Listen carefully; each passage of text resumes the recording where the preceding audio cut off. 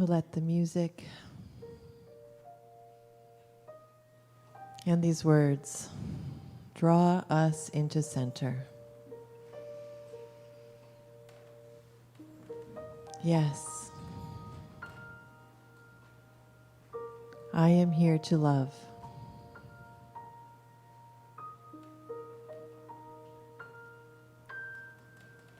Yes, I am here to serve.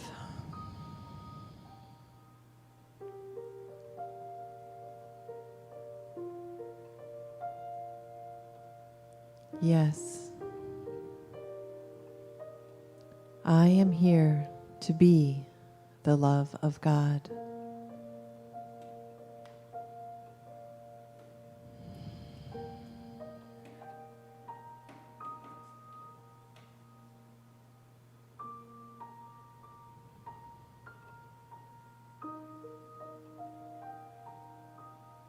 As we enter our time of meditation, let's settle into these quiet moments just as they are.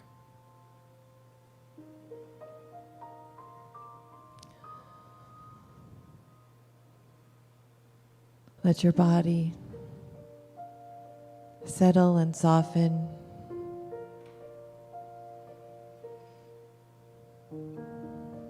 Releasing any tension you may be holding. As you feel yourself supported, physically supported wherever you are sitting, held and supported in love.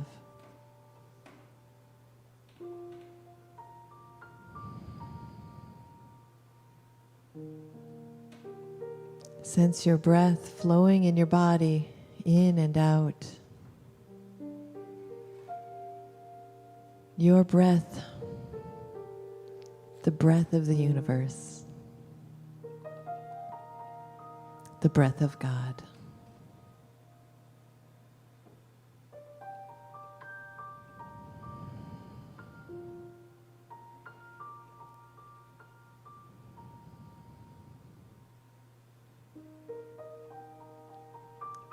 Let your face soften its expression. Close your eyes if that's comfortable, or let your gaze rest here on the flickering light of this candle, reminder of the light we are.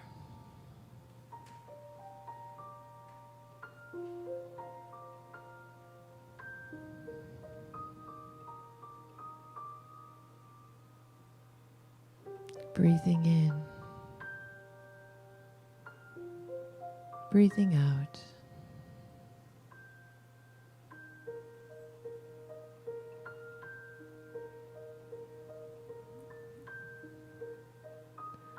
Breathing in,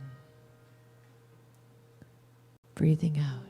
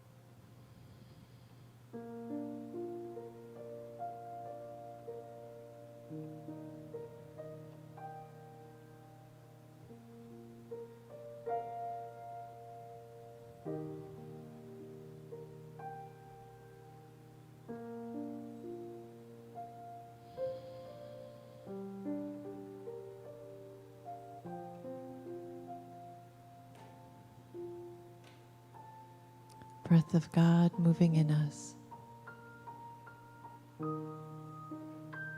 Breath of God moving through us. Breath of God moving as us.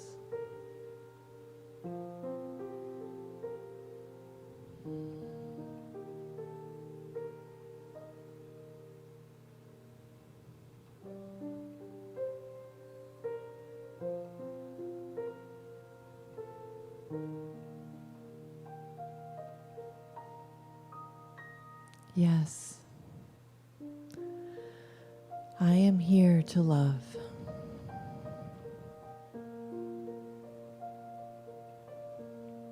Yes, I am here to serve.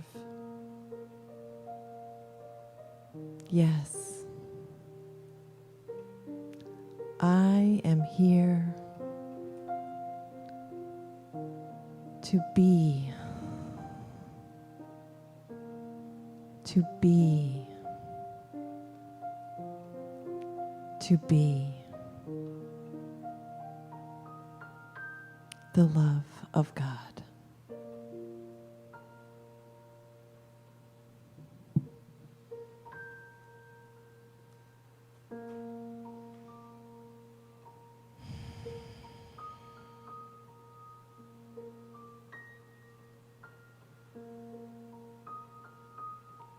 And so it is.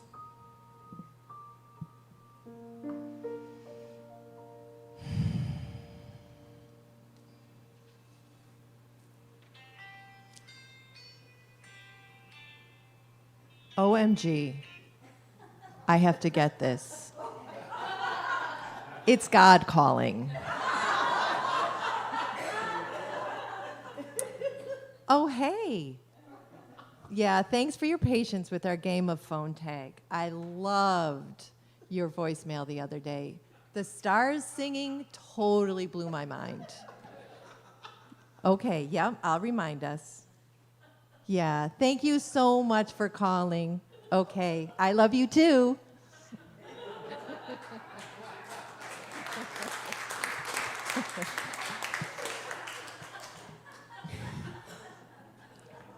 God is calling. God, the universe. All right, I have to take this off. I can't not look around the room at y'all. Because you are the faces of God looking back at me. And that is pretty much the only thing that gives me the strength and the grace to do this every week. God, the universe, mystery, spirit, love, whatever we choose to name, the unnameable is calling. How do we answer? From 1 John chapter 4, verses 7 and 8. Beloved, let us love one another, for love is from God. And whoever loves has been born of God and knows God. Anyone who does not love does not know God, because God is love. And from John chapter 15, verse 12. This is my commandment, that you love one another as I have loved you. Yes, I am here to love. Yes, I am here to serve. Yes, I am here to be the love of God. It's such a simple call, this call to love. So simple. But it is not always easy. One of the spiritual practices I lean into is On Being with Krista Tippett, and I've used her wisdom before. But this week, I listened to a podcast, a short one, titled Call to Wholeness. Krista opens her conversation about a muscular call to wholeness. And she talks about that in similar ways that I've talked about before, that muscular call to hope. Hope as muscular, wholeness as muscular. She opens her conversation by sharing a line from a William Stafford poem titled Vocation. Your job is to find out what the world is trying to be. Here's the passage that pulled me back to listen, honestly, 3 or 4 times, sometimes just at bedtime. So I'm hoping that it just subliminally steeped into me as I was falling asleep. So Krista, like us, most of us, was raised in this Western culture. So she says, in Western culture, in the world I was born into, vocation was equated with work and with job title. But we are called not merely to be professionals, but to be friends, neighbors, colleagues, family, citizens, lovers of the world. We are called to creativity and caring and play and service, for which we will never be paid, or never be paid enough, unless you happen to get to be the minister of Unity Church in Albany, but which will make life worth living. And each of us imprints the people in the world around us, breath to breath, hour to hour, as much in who we are and how we are present as in whatever we do. Vocation and calling as who we are, how we presence, not what we do. She goes on to say, and just as there are callings for a life, there are callings for our time. Some of us are called to place our bodies before other bodies on the front line of danger. But there are other, quieter callings that are as necessary to the health of our communal soul and to make the beyond of danger and the beyond of division more muscular and more real. These are the callings that she says that really spoke to me. She writes, some of us are called to be bridge people, staking out the vast ground in the middle and heart of our life together, where there is meaningful difference, but no desire for animosity. And some of us are called to be patient calmers of fear. This calling is so tender and so urgent if what we truly want is to coax our own best selves and the best selves of others into the light. Each of us imprints the people in the world around us so much, as much in who we are and how we are present as in what we do. Call to love here in this community, we embrace the divine essence in all beings.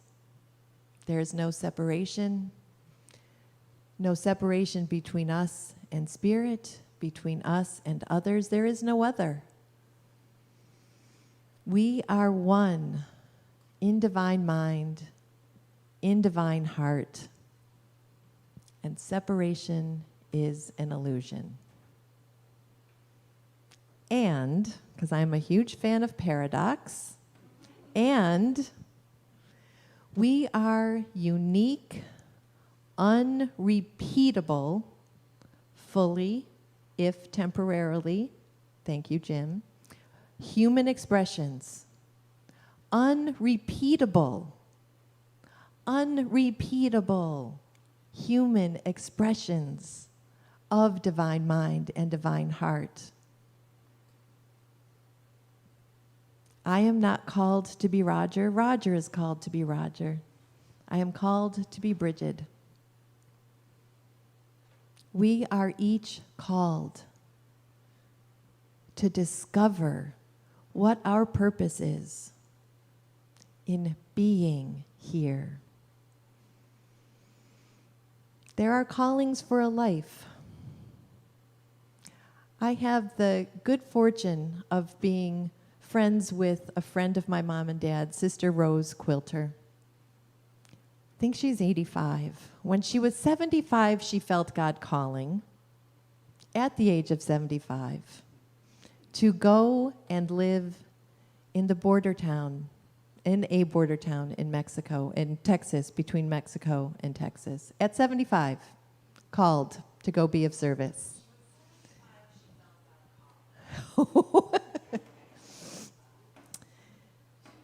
She is now, can you? God's voice is echoing as mine. here in the sanctuary. It's all good. Sister Rosie is now writing a book about her experiences, but about the other women and men who were called to be of service in that way. That is a calling for a life. This week, I had the tender gift and privilege to walk with two families who are saying goodbye to the physical life of someone they love. The chronos of time, our human understanding of time as finite, as measurable, the passage of time, the ending of physical presence, that can feel at odds with kairos. The quality of how our lives unfold in God's time. Some callings are revealed in how we let go of this physical life, how we surrender to chronos, in dying as we lived in the fullness of kairos, with fierceness or gentleness, with grit and grace. Patricia Pierce is one of the callings that I love to listen to. This week, one of her teachings, she talked about the gift of a teacher who set in motion her path that is still now from the gift of this teacher who saw something in the children, fourth graders.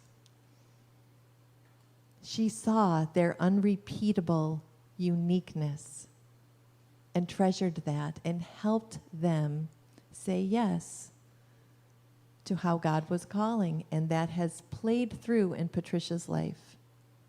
She helped me this week transform my frustration through blessing into gratitude, into surrender. We are called to love. We're called to live life abundantly. Whether we have the gift of watercolor artistry, the gift of music, or the subtle gift of sitting with a friend through a sadness, through a joy. Our personal stories, the things that make up how we see our unrepeatable expressions of the divine, are entry points for God. They're entry points for grace. The moments in my life that cause my heart to break open is where God can paint that cracked open wound with light, with gold. And that helps me to be present when I am witnessing your heartbreak. That, to me, is how it goes. That's how we are called to be love. Wednesday night at our prosperity class, the conversation came around to forgiveness, about how challenging forgiveness can feel when we have been hurt and it's hard to forgive, or when we are striving to be a bridge builder. But the bridge that we're building has no one to catch it on the other side. And the sense of grace and possibility that the striving is what we let go. That the reminder of how we make amends is we live into our amends. We let God into each of those moments and surrender our own striving. The opening to grace and to God helps us to feel the singing sword of healthy boundaries and the healing dance of forgiveness. We are one. We are the light, the love, the power, the protection and presence of God. There is no separation. And yet, we are each unrepeatable, beautiful expressions of divine mind, of divine heart. That's how God is at work in the world. So I'm going to give you a little warning ahead of time because I tweaked the ending of the prayer of protection. Don't everybody freak out.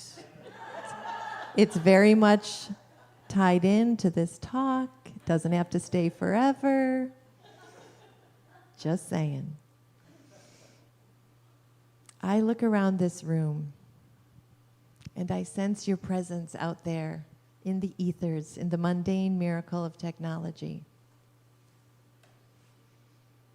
And I know the blessing that the unrepeatable expression of God that you are has blessed my life beyond measure in ways I could not ever have anticipated. You are the miracle of love for me, and we are the miracle of love for each other when we say yes. So God, the universe, the great mystery, the phone of your one unrepeatable, beautiful life is ringing. How will you answer?